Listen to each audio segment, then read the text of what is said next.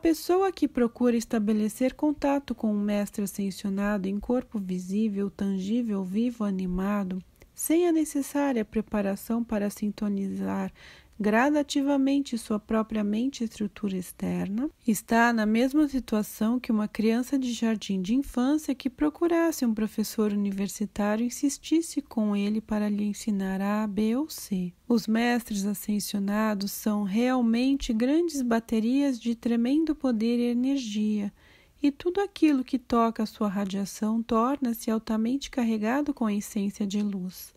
Com a mesma atividade que faz com que uma agulha guardada em contato com um magneto adquira suas propriedades, tornando-se também um magneto. Toda sua ajuda e radiação é eternamente uma generosa dádiva de amor. Esta é a razão pela qual nunca fazem uso de sua força para induzir, obrigar ou interferir no livre-arbítrio do indivíduo.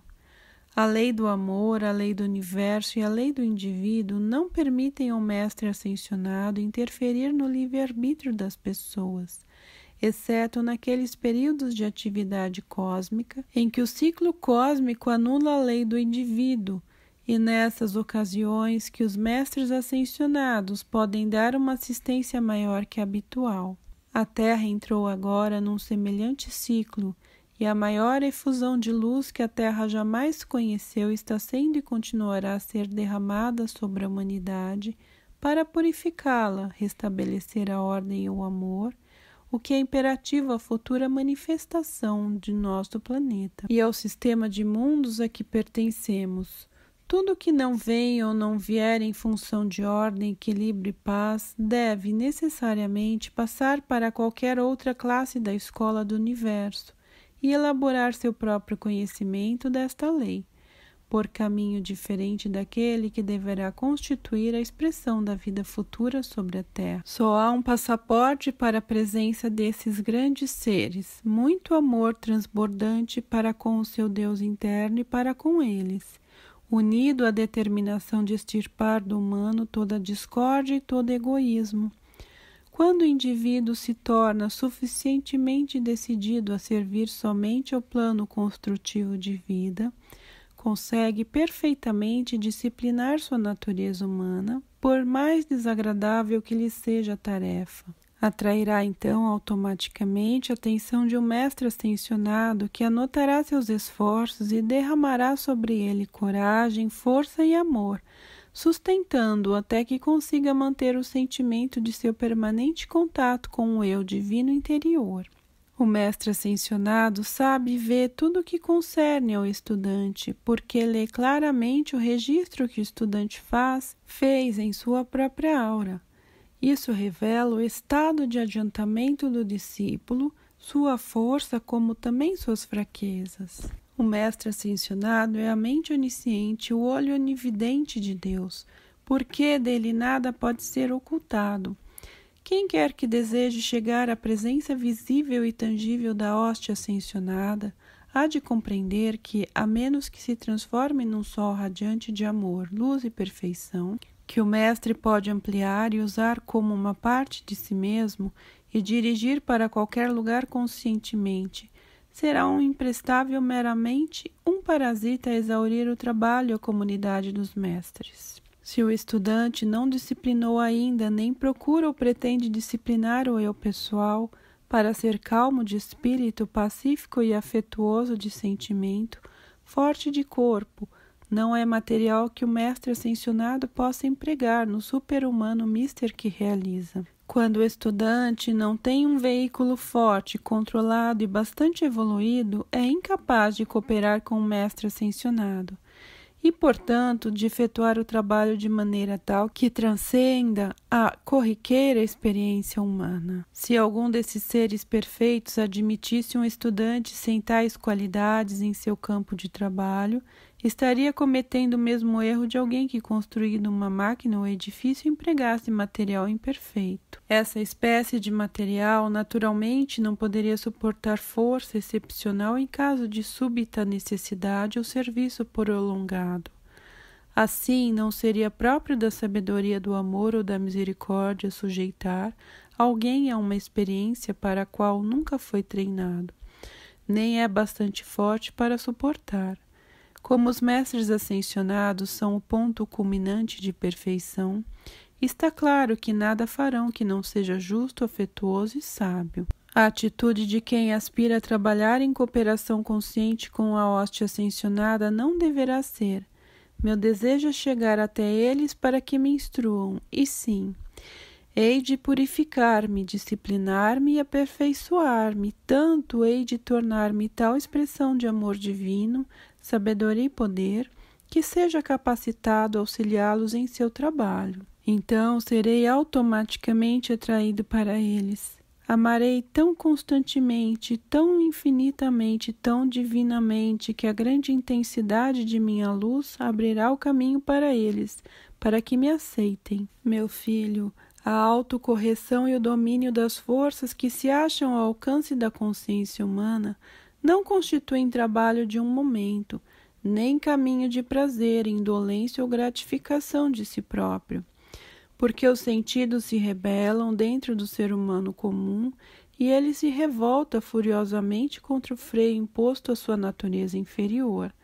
Freio esse imperioso desde que o estudante tencione governar devidamente tais forças dentro de si, especialmente seus sentimentos, para que possam ser utilizados e atuar somente sob o domínio consciente de sua mente divina. A sentença "muitos foram chamados, porém poucos os escolhidos" é essencialmente verdadeira. Todos estão sendo constantemente chamados, mas poucos estão bastante despertos para sentir a estática alegria e perfeição dentro do eu divino e ouvir na luz a sua voz sempre chamando a todos para a volta à casa do Pai. Todo indivíduo na Terra é livre a cada momento para despertar e ir em busca do Pai, seu Deus interior, se apenas voltar as costas às criações dos sentidos humanos e firmar a atenção na única fonte do universo de onde podem emanar paz, felicidade, abundância e perfeição. Há um caminho para todos a fim de entrar em contato com os mestres ascensionados, que é pensar neles, chamá-los e eles responderão a cada chamado com sua própria presença de amor. Mas o motivo da apelação deve ser amor à fonte única, amor à luz, amor à perfeição. Se isso for sincero, determinado e constante, o estudante receberá a luz cada vez mais intensa, porque a luz conhece o que lhe é próprio e dá de si mesma incessante e incondicionalmente a todo instante. Pedi e recebereis, batei e abrir-se-vos-á, procurai e achareis, apelai para a luz e os mestres ascensionados vos responderão, porque eles são a luz do mundo. Não podereis receber o que não fosse merecido. Lembrai-vos, entretanto, que o que parece misterioso só o é porque não pode ser interpretado. Quando compreendidas, todas as ocorrências estranhas serão consideradas naturais e de acordo com a lei. A seguinte verdade ficar-vos-á para sempre gravada na memória: ei-la. Todo filho de Deus que reconhecer e aceitar a presença do poderoso Deus Uno ancorado dentro de seu coração e de seu cérebro e sentir essa verdade profundamente, muitas vezes por dia, assimilando e compreendendo que Deus lhe enche a mente e o corpo de tanta luz que não há lugar para mais nada, esse poderá ser livre. A una presença toda-poderosa é a potente atividade harmoniosa da vida e dos afazeres de cada um. E se a sua atenção se fixar fortemente com determinação nesta verdade eterna, nenhuma realização será bastante grandiosa que não lhe seja possível alcançar. Só há uma fonte em princípio de vida e que devemos dedicar nossa inteira atenção. É o divino eu interno de cada indivíduo, ao grande e harmonioso eu interno. O eu pessoal deve sempre prestar reconhecimento consciente e manter-se com ele em constante comunhão interior, seja qual for a atividade externa da mente. Esse grande eu interno é a energia, a vida, fluindo sem cessar através de cada corpo humano, mediante a qual todos podem se mover no mundo da forma. É a sabedoria fluindo através da mente, a vontade dirigindo todas as atividades construtivas, a coragem e a força sustentando a todos, o sentimento de amor divino, com o qual toda força pode ser qualificada, quando flui através do indivíduo o único poder que pode sempre realizar todas as coisas boas e construtivas. É o todo vitorioso domínio consciente sobre todas as condições da atividade humana, quando liberado através do eu pessoal sem resistência ou interrupção. Esse poderoso Deus interno em cada ser é o dirigente supremo de toda a criação e a única segura, permanente e eterna fonte de auxílio na existência. Só por meio do seu amor, sabedoria e poder pode alguém elevar-se dentro da maestria ascensionada, porque a constante e consciente comunhão com ele significa liberdade e domínio sobre toda a criação humana. Quando digo criação humana, refiro-me a tudo que é discordante e inferior à perfeição. Procurar entender que na condição ascensionada de vida temos sempre liberdade de utilizar a substância pura universal para a finalidade que nos aprouver, dando-lhe a qualidade específica que desejamos, de acordo com os fins em vista. Se quisermos usar material indestrutível, impomos essa qualidade à substância pura universal, e ela corresponde ao nosso desejo. Se precisarmos que uma forma qualquer se manifeste apenas por um certo tempo, damos à substância de que ela é composta essa qualidade, ou ordenamos e a forma se manifesta de acordo. Procurai pensar nesse poder que está dentro de vós. Lançai mão do grande oceano de substância universal, do qual podeis sacar sem limites. Ele obedece sem exceção à direção do pensamento e registra qualquer qualidade que lhe for imposta através da atividade e do modo de sentir peculiar à humanidade. A substância universal obedece sempre à vossa vontade consciente. Ela está respondendo constantemente aos pensamentos e sentimentos da humanidade, quer o percebam, quer não. Um instante sequer não existe em que os seres humanos não estejam imprimindo a essa substância uma qualidade ou outra. E é só através do conhecimento que o indivíduo tem controle consciente e pode manipular o seu ilimitado oceano. Só então ele começa a compreender as possibilidades de seus próprios poderes criadores e as responsabilidades que assume ao projetar os seus pensamentos e sentimentos. A humanidade, através dos séculos, tem qualificado a substância universal como algo deteriorado e limitado, e os corpos que ela usa hoje são expressões dessas características. Toda a raça humana desencadeia tempestades de ódio, mágoa, vingança e muitas outras explosões de sentimentos destrutivos, e os 4 elementos que registraram essas condições devolvem-nas aos homens através do mundo da natureza, na forma de cataclismos. Os povos da terra emitem avalanches de pensamentos, de mágoas e ressentimentos de uns contra os outros, contra a injustiça, contra lugares ou coisas, consciente ou inconscientemente, emitindo o sentimento de vingança. O grande oceano de substância universal, sobre o qual têm sido registradas essas manifestações, devolve-as à própria fonte, o indivíduo, por meio dos 4 elementos, à semelhança do bumerangue, e essas forças voltam-se contra eles, as quais é totalmente impotente para controlar. Tais atividades são apenas meios que a natureza emprega para se purificar, agitando-se para se livrar da contaminação dos pensamentos e sentimentos humanos discordantes, que voltam à sua origem, condição de pureza de Deus. A todo instante, cada indivíduo está recebendo na mente e no corpo a pura e perfeita vida de Deus. A todo momento, ele está também imprimindo qualidade de qualquer espécie à pura e universal substância de Deus. Essa qualidade só ele cria e gera, devendo recebê-la de volta na sua mente e no seu corpo, pois todas as coisas no universo movem-se em círculo, voltando assim à sua fonte. Os mestres ascensionados aprenderam a lei do círculo, a lei do uno.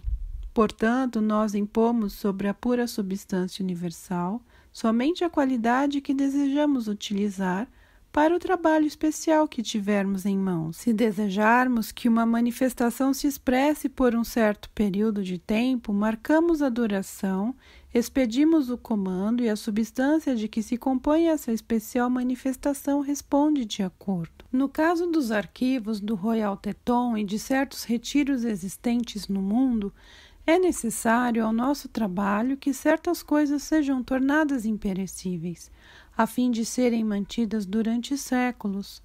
Nós determinamos nelas essa qualidade e elas registram exatamente nossa ordem, porque a natureza não mente jamais. É uma fiel registradora das qualidades que lhes imprimem. Ela nos obedece, como também obedece ao homem, mas há dentro dela uma certa atividade que a humanidade ignora ou teimosamente não quer reconhecer. Por essa ignorância e obstinação, a humanidade paga continuamente, até que o indivíduo aprenda por si e reconheça essa fundamental e eterna verdade, a lei do uno, a lei do amor, a lei da harmonia, a lei do círculo, a lei da perfeição. Quando a humanidade aprender realmente essa verdade e obedecer ao seu eterno decreto, as discórdias da terra e as atividades destrutivas dos 4 elementos cessarão. Há na natureza uma força autogeradora e autopurificadora que dissolve, rechaça tudo aquilo que discorda da lei do uno. Essa força ou energia é uma atividade impulsionadora que age de dentro para fora e é o poder uno em expansão. Se a discórdia é imposta à pura substância universal, a energia eletrônica torna-se temporariamente represada dentro dela. Quando tal energia acumulada atinge uma certa pressão, tem lugar a expansão, destruindo a discórdia e a limitação.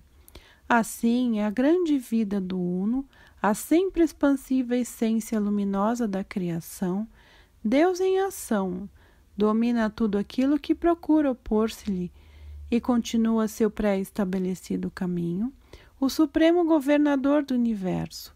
Os ascensionados mestres de luz sabem disso e se identificam com esse conhecimento, tornam-se uno com um todo. A humanidade pode ter ciência disso e ser também una. Basta apenas querer. Está dentro das capacidades e das possibilidades de todo indivíduo, porque é o princípio inato e eterno dentro da vida autoconsciente. Esse princípio não tem favoritos e todos podem expressar sua plenitude. Dentro da vida de todo ser humano há um poder pelo qual ele pode expressar tudo que os mestres ascensionados expressam a cada momento se apenas o desejar. Toda vida contém querer, mas só a vida autoconsciente determina livremente seu próprio curso de expressão. Logo, o indivíduo tem livre escolha para se expressar, tanto no corpo humano limitado como no corpo divino super-humano. É ele quem escolhe seu próprio campo de expressão, é ele o Criador. Ele escolheu voluntariamente viver como vida autoconsciente. É a essência da criação, inteligência consciente. Quando o ser humano se individualiza dentro da absoluta, onipenetrante vida, elege por sua própria livre vontade tornar-se um foco individual intensificado em inteligência autoconsciente. É o diretor consciente de suas atividades futuras. Tendo uma vez feita a escolha, é o único que pode realizar o próprio destino, que não é uma circunstância implacável, mas sim um plano de perfeição decididamente projetado. É esse projeto perfeito que ele elege exprimir no campo da forma e da ação. Vedes assim, meu filho, que um ser humano pode a qualquer tempo decidir elevar-se acima de suas imperfeições e limitações humanas e se empregar toda a sua vida, sua energia nesta determinação, será vitorioso. Aqueles dentre nós que elevamos o corpo realizamos a ascensão, dando tudo ao Deus próprio interior, e por isso ele expressa por nosso intermédio suas qualidades perfeitas, o divino plano de vida. Ficai consciente de que Deus em vós está sempre dirigindo e é Senhor de todas as situações. Aqui o mestre fala sobre eletricidade. Ela é muito mais facilmente dirigida pela mente do que por aparelhos físicos de qualquer espécie, podendo, no entanto, ser captada e controlada por meios mecânicos. Aquilo que o mundo externo conhece por eletricidade é apenas uma forma crua da grande energia espiritual da vida. Ela existe por toda parte na criação. À proporção que o homem se eleva e mantém a consciência em contato com seu Deus próprio interior, torna-se atento às gigantescas possibilidades no uso dessa grande força e poder. O serviço que ela lhe presta é infinito no trabalho criador que ele pode efetuar em todas as fases da atividade. Repetidamente, através das idades, quando uma grande civilização se erguia, é que ela tinha sido fundada inicialmente dentro dos princípios espirituais e mantida obediência a essas leis da vida durante o período de sua ascendência. Entretanto, toda vez que qualquer governo ou o próprio povo começa a derivar para os caminhos da devassidão, de tal modo que a injustiça e o mau uso da vida tornam-se hábitos, quer dos administradores, quer do povo, a desintegração sobrevém e continua até que eles ou voltam às leis fundamentais de equilíbrio e pureza, ou são esmagados por sua própria discórdia, para que o equilíbrio possa ser restabelecido e uma nova era se inicie. Acaso não sabeis que a vida que viveis emana da una presença suprema, eternamente pura, santa e perfeita? Se alguma coisa fizerdes para macular a beleza e a perfeição dessa vida una, apartar-vos-ei das dádivas de Deus. Vossa vida, joia sagrada do amor do vosso Deus, a fonte dos segredos do universo. Vosso Deus vos confia a luz do seu próprio coração. Amai-a, adorai-a, fazei com que ela se expanda sempre em maior luz e maior glória. Vossa vida é a pérola do grande valor. Sois os guardiões do tesouro de Deus, vigiai-o. E não useis senão para ele somente, sabei que recebestes a luz da vida, de cujo uso tereis que prestar contas. A vida é um círculo contínuo, o princípio sobre o qual repousa a construção de vossa cidade. Se criardes aquilo que se assemelha à vossa fonte e reconhecerdes seu amor e sua paz dentro de vós, se usardes vossos poderes criadores para derramar bênção somente, então, enquanto vos moverdes em volta de vosso círculo de existência, conhecereis a alegria da vida e ela será acrescentada a maior alegria. Se vossas criações não forem puras como na origem, vossos males voltarão a vós, acrescidos de outros da mesma espécie. Vós somente escolheis vosso destino e vós somente respondereis perante Deus pelo uso que fizestes da vida, de vosso ser. Ninguém pode escapar à grande lei. Por longo tempo proclamei esta lei da vida, a lei de vós mesmos. Sois dentro de vós, porque podeis sempre vos aproximar de vosso Deus, se desejais perfeição de vida. Nem sempre virei como agora deter vossos transviados passos sobre o caminho da verdade, nem para vos fazer lembrar a vossa luz eterna, colocada no píncaro de um monte para vos guiar. Em um dia distante falarei dentro do coração do homem, e se amardes a vida vireis até mim, morando em muitos seres. Que isto não produza confusão em vós, meus filhos. Se quiserdes me conhecer, à luz tereis de procurar-me, achar-me, e tendo-me achado, permanecereis comigo para sempre. Nesse dia, a Trindade, Pai, Mãe e Filho será una no coração do homem. O Filho é eternamente a porta, o caminho para Deus. Em vossa mente e em vosso coração está a minha luz, para vos fazer lembrar permanentemente minha presença. Porque no futuro estarei presente só nessa luz. Então serei a sabedoria em vossa mente para governar o amor em vosso coração, para que possais ser impregnados com a paz da vida una, Deus. Vosso corpo é tão somente um instrumento de vossa alma, e dentro de vossa alma deve fluir minha luz, do contrário, perecereis. Minha luz em vossa mente é o caminho que leva ao coração da luz total. Unicamente pela minha luz em vós podeis expandir a luz em cada célula de vosso ser, tornando-o cada vez maior. Em vossa garganta está a minha luz, que é vosso poder de falar minhas palavras. Por meio delas eu sempre ilumino, protejo e aperfeiçoo meus filhos. Palavras que não realizam essa tríplice missão não são minhas palavras e só podem acarretar infortúnio quando proferidas. Meditai sobre minha luz em vossa mente e em vosso coração, e vereis dentro de todas as coisas, conhecereis todas as coisas e fareis todas as coisas. Então aquilo que não vem de mim jamais poderá confundir-vos. Pronuncio agora estas palavras, para que sejam gravadas em tabuinhas de barro e na memória dos adeptos. No dia longínquo a que me refiro, um dos filhos de Deus receberá estas minhas palavras e as transmitirá para a bênção do mundo. Nessa época, quando tiverdes recebido plenamente minha presença, deixando atuar sempre em vossa vida e em vosso mundo, verei as células do corpo, que então ocupardes, tornarem-se brilhantes com a minha luz, e verificareis que podeis continuar dentro desse eterno corpo de luz, a túnica inconsútil do Cristo. Então, e só então, ficareis livres da roda das reencarnações.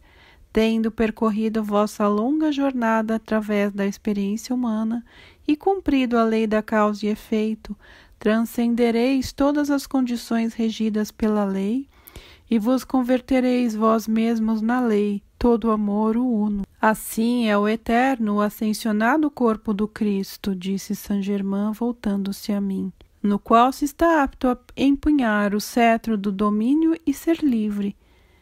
Meu filho, mesmo agora podeis ascensionar na luz do Uno, porque a luz está em vossa mente.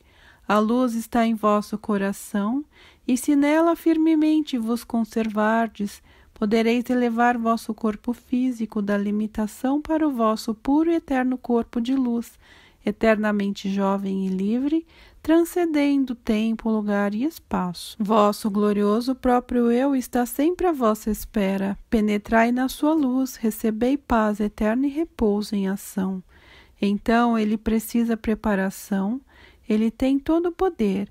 Vinde plenamente ao abraço da vossa própria luz, e neste momento, hoje mesmo, vosso corpo atual pode se tornar ascensionado. Como vedes, quando um núcleo da humanidade é bastante afortunado para cair sob a instrução e radiação de um grande mestre de luz, tal como esse grande ser cósmico, uma oportunidade lhe é dada a desver o que o plano da vida é para a humanidade, bem como a perfeição que lhe cabe produzir por seu próprio esforço consciente para nela viver. Infelizmente, porém, isso tem acontecido pelos séculos afora, os povos não procuram compreender a vida, deixando-se cair em estado de letargia. Não exercem o necessário esforço requerido para realizar essas coisas, pelo poder de Deus dentro do indivíduo. Começaram a se encostar no único dispensador de radiação. O poder sustentador só é retirado quando o indivíduo cessa de fazer esforço consciente para compreender a vida e de trabalhar espontaneamente em harmoniosa cooperação com ela. Raramente compreendem que a maior parte dos benefícios que recebem é o resultado do poder sustentador do único dispensador de radiação. Se a um determinado grupo de almas é ensinado o caminho da maestria, e se vida após vida e se lhes faz relembrar sua herança divina, chega a hora em que a assistência não é mais permitida. É então que a irradiação dos mestres ascensionados é retirada e aquelas almas são obrigadas a encarar o fato de que o poder sustentador e realizador não era devido ao seu esforço individual. Devem entender que só podem receber aquilo pelo que trabalham e se esforçam.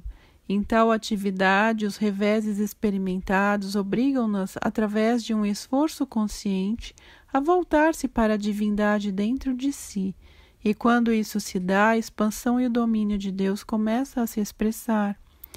Não há malogro para quem quer que persista em esforçar-se conscientemente a fim de expressar domínio do divino sobre o humano, porque o fracasso sobrevém apenas quando cessa o esforço consciente. Toda experiência por que passa o indivíduo acontece com o único propósito de torná-lo cônscio de sua fonte, de sua origem. Ele deve aprender quem é, reconhecer-se como um criador e como tal mestre daquilo que cria. Em toda parte, no universo inteiro, toda vez que o poder de criar é concedido a um ser, a responsabilidade de criar é sempre coexistente com o poder. Toda a criação se efetua através do esforço autoconsciente, e se o indivíduo que recebe essa grande dádiva da vida recusa-se a assumir a responsabilidade que lhe compete a cumprir o seu dever, suas experiências na vida hão de fustigá-lo com infortúnios até que ele assim proceda, porque a humanidade não foi, de modo algum, criada para a limitação, e assim não pode descansar enquanto a perfeição, com que foi dotada no princípio, não for plenamente manifestada. Perfeição, domínio, uso harmonioso e controle de toda substância e força constituem o caminho da vida, o plano original divino para a humanidade. Deus, dentro do indivíduo, é essa perfeição e domínio. É essa presença dentro do coração de cada um que é a fonte da vida, o doador de tudo que é bom e perfeito. Quando o indivíduo volta as vistas para sua fonte e a reconhece como a emanação de todo bem, nesse momento desvia automaticamente o fluxo de todas as boas coisas para si e seu mundo, porque sua atenção dirigida à sua própria fonte é a chave de ouro que lhe abre as portas de tudo o que é bom. A vida em cada pessoa é Deus e só pelo esforço autoconsciente para compreender a vida e expressar a plenitude do bem através de si mesmo, o indivíduo pode fazer cessar a discórdia na experiência externa.